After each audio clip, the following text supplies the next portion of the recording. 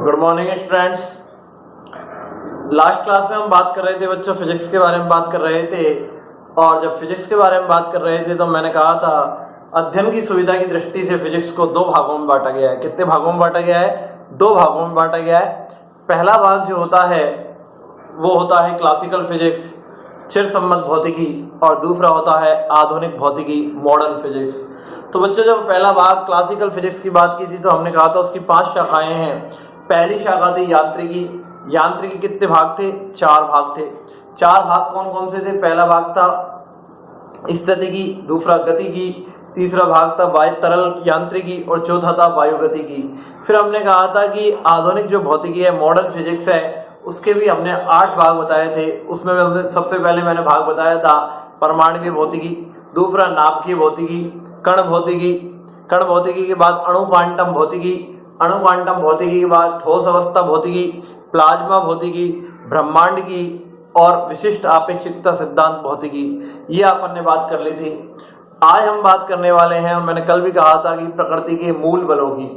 प्रकृति के 4 मूल बल होते हैं। पहला होता है गुरुत्वाकर्षण बल, दूसरा होता है प्रकृति के मूल बलों की बात हो रही है गुरुत्वाकर्षण बल, दूसरी जो होता है वो होता है स्थिर विद्युत बल, तीसरा होता है नाभिकीय बल और चौथा होता है दुर्बल बल या क्षीण बल।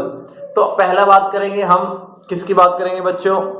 पहला गुरुत्वाकर्षण बल की बात करेंगे। और बच्चों इस लेक्चर की आपको पीडीएफ नहीं मिलेगी, मैं यहाँ पर सब कुछ लिख रहा हूँ, तो आपको पीडीएफ इसकी नहीं मिलेगी, तो आप मेरे साथ ही यहाँ से नोट करें। तो सबसे पहला है गुरुत्वाकर्षण बल।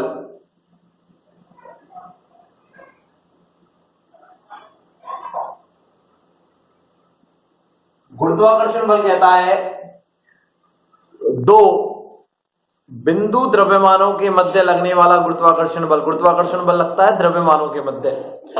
2 द्रव्यमानों के मध्य लगने वाला गुरुत्वाकर्षण बल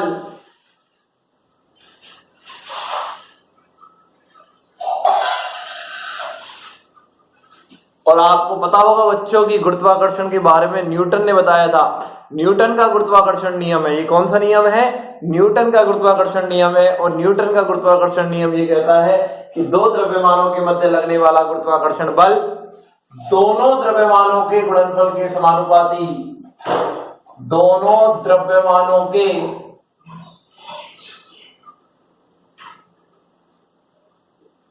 गुणनफल के समानुपाती व उनके बीच की दूरी के वर्ग के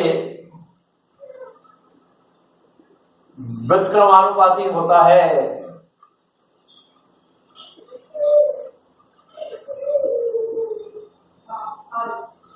क्या कहता है? इसका कथन ये है, गुरुत्वाकर्षण बल 2 द्रव्यमानों के मध्य लगने वाला जो गुरुत्वाकर्षण बल होता है वो दोनों द्रव्यमानों के गुणनफल के तो क्या होता है?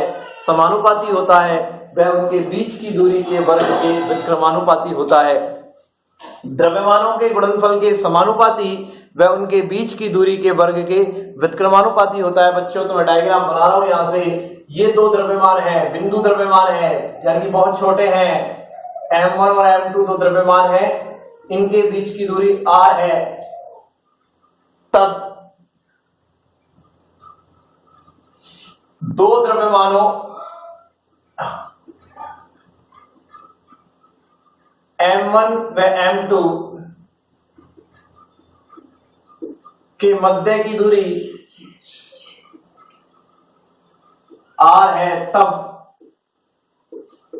क्या कहता है कि दोनों द्रव्यमानों के गुणनफल के समानुपाती जो लगने वाला जो बल होता है वो दोनों द्रव्यमानों के गुणनफल के समानुपाती जो बल होगा वो दोनों द्रव्यमानों के गुणनफल के समानुपाती।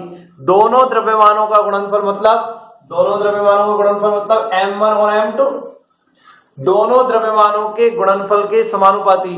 जो लगने वाला बल होगा वो दोनों द्रव्यमान, यही है m1 और m2, दोनों द्रव्यमानों के गुणनफल के समानुपाती होगा लगने वाला बल, यही कहता है। समीकरण आ गई एक।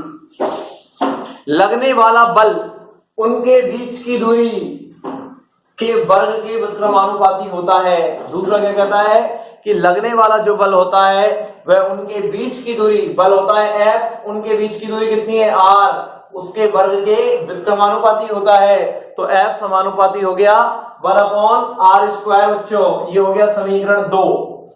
स्टेटमेंट ये कहता था, कथन ये कहता था कि गुरुत्वाकर्षण बल किसने दिया? न्यूटन ने। न्यूटन के गुरुत्वाकर्षण नियम के अनुसार दो द्रव्यमानों के मध्य लगने वाला गुरुत्वाकर्षण बल दोनों द्रव्यमानों के गुणनफल के समानुपाती वह उनके बीच की दूरी के वर्ग के व्युत्क्रमानुपाती होता है। तो यानी कि m1 और m2 यहां पर उनके बीच की दूरी कितनी है? स्मॉल r है। m1 और m2 दो द्रव्यमान है, उनके बीच की दूरी स्मॉल r है। तब लगने वाला गुरुत्वाकर्षण बल F दोनों द्रव्यमानों के गुणनफल के समानुपाती, अर्थात F समानुपाती m1 m2 जो बल होता है वो दोनों द्रव्यमानों के गुणनफल के समानुपाती है, वह उनके बीच की दूरी के बल के व्युत्क्रमानुपाती है, अर्थात F समानुपाती 1/r²। तो बच्चों समीकरण 1 व 2 से मैं क्या कह सकता हूं? समीकरण 1 व 2 से मैं पहले ही कह चुका हूं कि इस लेक्चर का पीडीएफ नहीं मिलेगा। इससे पहले जो 2 लेक्चर हुए उसके पीडीएफ में दे दूंगा। यहां से इसमें कुछ भी नहीं है, इसको पूरा एज इट इज आपको यहां से नोट कर लेना है मेरे साथ साथ ही, ठीक है। तो समीकरण 1 व 2 से F समानुपाती क्या हो जाएगा? m1 m2/r² हो जाएगा। F समानुपाती m1 m2/r² हो जाएगा। और जब F समानुपाती बच्चों m1 m2/r² हुआ तो यहां से अपन कह सकते हैं F समानुपाती m1 m2/r²। जब समानुपाती का चिन्ह हटता है, जैसे ही बच्चों समानुपाती का चिन्ह हटता है तो आपको पता होगा समानुपाती का चिन्ह हटेगा तो एक नियतांक आता है, उसको बोलते हैं G। यहां से जो नियतांक आएगा वो होगा G, गुरुत्वाकर्षण नियतांक G m1 m2/r²। बच्चों तो ये फॉर्मूला आ गया गुरुत्वाकर्षण बल का। यहां पर G क्या है? एक नियतांक है जिसको बोलते हैं गुरुत्वाकर्षण नियतांक। तो मैं लिख देता हूं, इसके नीचे लिखना है आपको। यहां G एक नियतांक है जिसे गुरुत्वाकर्षण नियतांक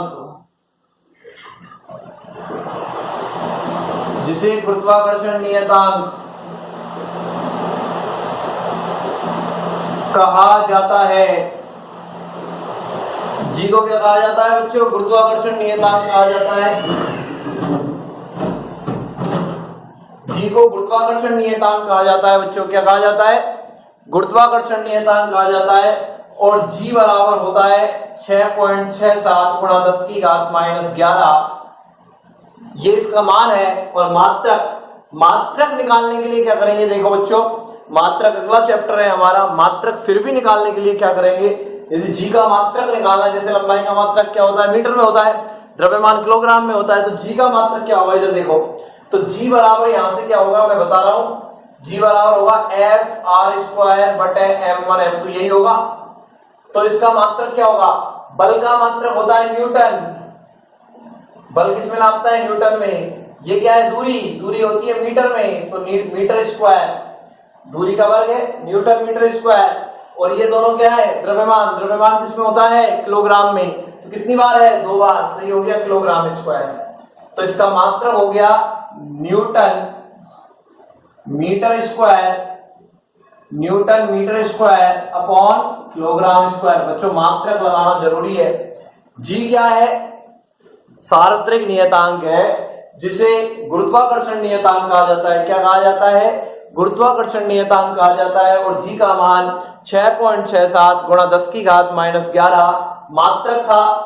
बल का मात्रक न्यूटन, R का मात्रक मीटर, तो मीटर स्क्वायर हो गया। किलोग्राम इंटू किलोग्राम स्क्वायर हो गया। तो इसका मान 6.67 × 10⁻⁻11 newton metre square upon kilogram square होता है। तो बच्चों ये पहला गुरुत्वाकर्षण बल है।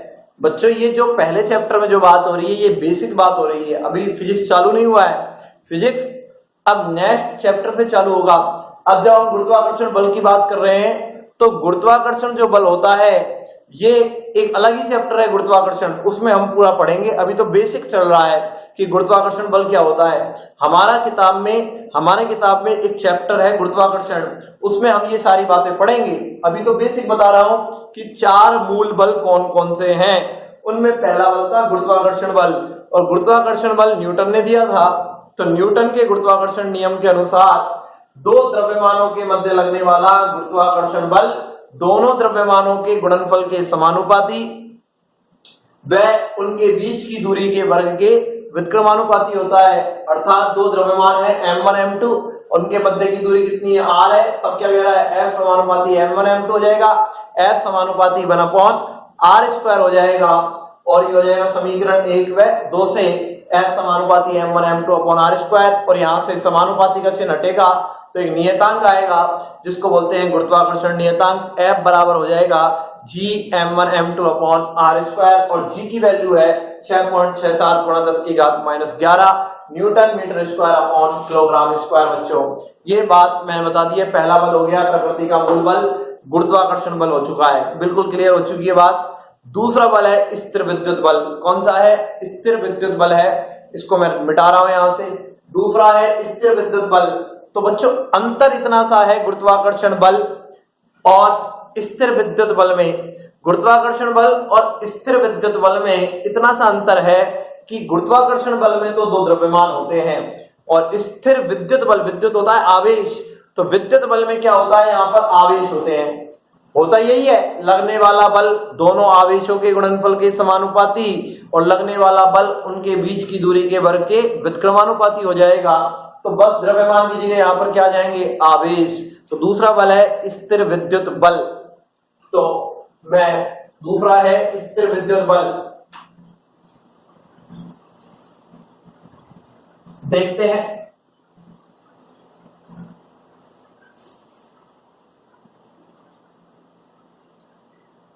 दूसरा है स्थिर विद्युत बल।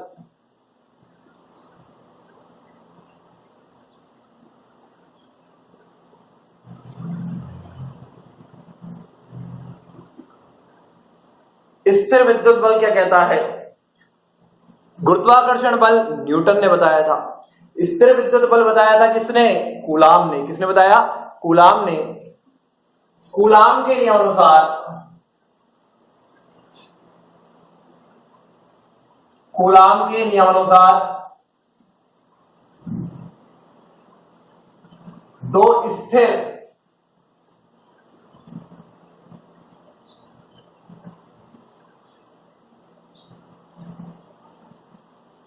तथा बिंदुवत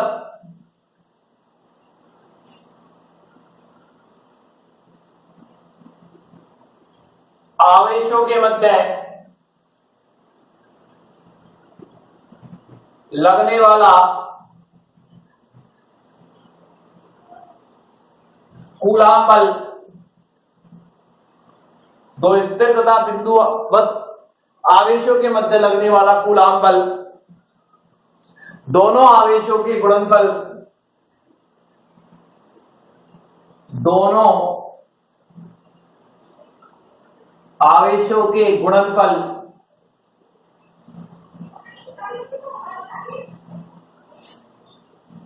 के समानुपाती, दोनों आवेशों के गुणनफल के समानुपाती व उनके बीच की दूरी के वर्ग के व्युत्क्रमानुपाती होता है। दोनों आवेशों के गुणनफल के समानुपाती व उनके बीच की दूरी के वर्ग के व्युत्क्रमानुपाती होता है। व्युत्क्रमानुपाती होता है। बच्चों वहां पर क्या था, लगने वाला गुरुत्वाकर्षण बल दोनों द्रव्यमानों के गुणनफल के समानुपाती, तो यहां दोनों आवेशों के गुणनफल के समानुपाती। और क्या था, दोनों के बीच की दूरी के वर्ग के व्युत्क्रमानुपाती, तो यहां पर भी दोनों के बीच की दूरी के वर्ग के व्युत्क्रमानुपाती है। बच्चों कोई दिक्कत नहीं है। तो डायग्राम बनेगा, ये पहला आवेश है Q1, ये दूसरा आवेश है Q2 और उनके बीच की दूरी कितनी है R। वहां पर द्रव्यमान थे, यहां पर आवेश है।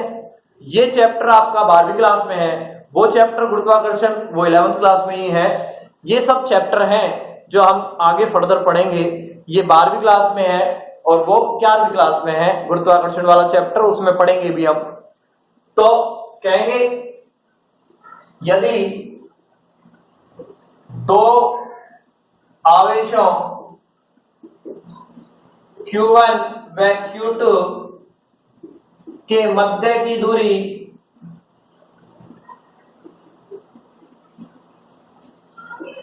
स्मॉल r है, तब दो आवेशों Q1 व Q2 के मध्य की दूरी स्मॉल r है, तब दोनों के मध्य की दूरी स्मॉल r है, तब लगने वाला कूलाम बल F क्या था, दोनों आवेशों के गुणनफल के समानुपाती। दोनों आवेश कितने थे Q1 व Q2, उनके गुणनफल के क्या है समानुपाती। लगने वाला कूलाम बल दोनों आवेशों के गुणनफल के समानुपाती है, तो F समानुपाती हो गया Q1 Q2। और लगने वाला कूलाम बल उनके बीच की दूरी कितनी है R, उसके वर्ग के क्या है व्युत्क्रमानुपाती है। तो F समानुपाती हो गया 1/r² हो गया।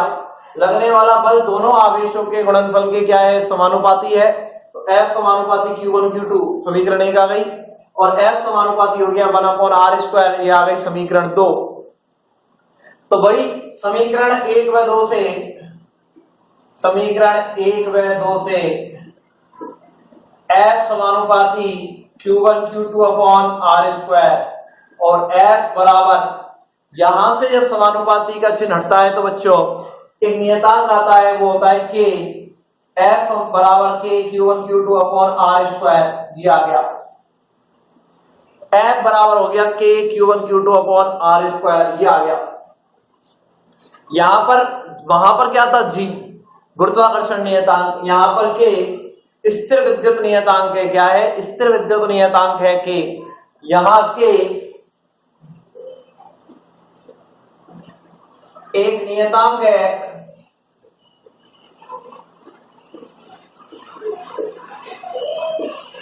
जिसे, एक सेकंड बच्चों, बारिश आ रही, बारिश आ रही है बात।